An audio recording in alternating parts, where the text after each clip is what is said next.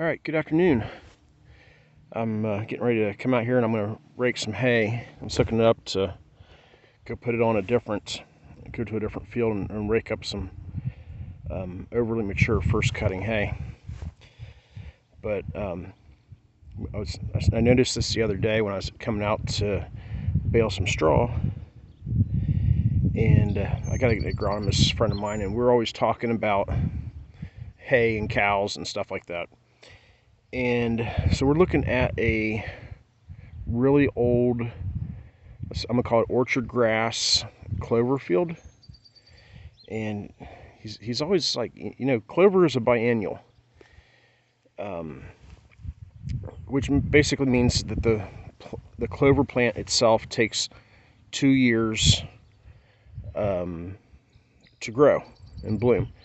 So this last year's seeds would sprout, and then you would have clover the next field. And clover does die out, but I thought it was kind of interesting. I think you guys can see it. It's kind of bright out here, but I think you can see it, and they're not as bright as they were. So I normally run back and forth like this with my hay bine, and it was overly mature when I did it. The clover seeds were falling off and everything. But if I'm gonna walk right to left here, and you can see where the windrows of the clover were and where just the orchard grass was. So what you're seeing is the clover had reseeded itself in the tailings of the windrows of the mowed hay.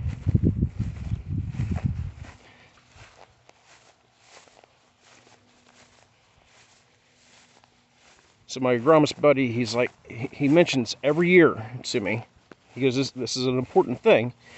He goes, at least one of your mowings, your balings of hay, you need to let the clover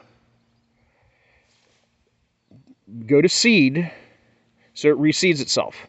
That way you don't have the clover die out.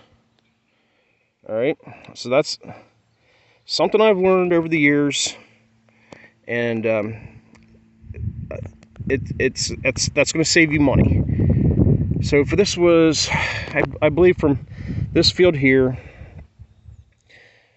that we're at all the way to the back towards that tower, it's somewhere around 8 acres.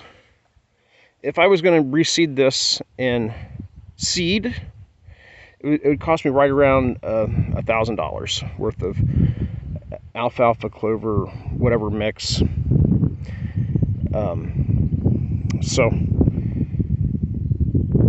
by managing the clover the way we are and allowing it to go to seed every once in a while, we'll get a better stand of clover, and we don't have to take this out of production.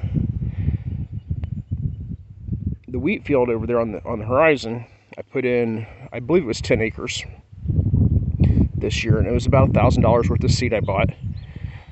So we're going to be looking at taking out to 8 to 10 acres, depending on what the market does next year, or looks like it's going into next year, where we might be able to take a first cutting of hay off and then spray it, kill it, and then put in a non-insurable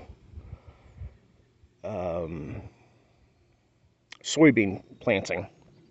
It's one of these little niches in the rules on crop insurance that if you're not doing a good rotation and asking these questions, they don't volunteer this. So you can take out hay out of production, get a crop off of it, and whatever amount of hay bales that you're getting off of your first cutting, that's profit.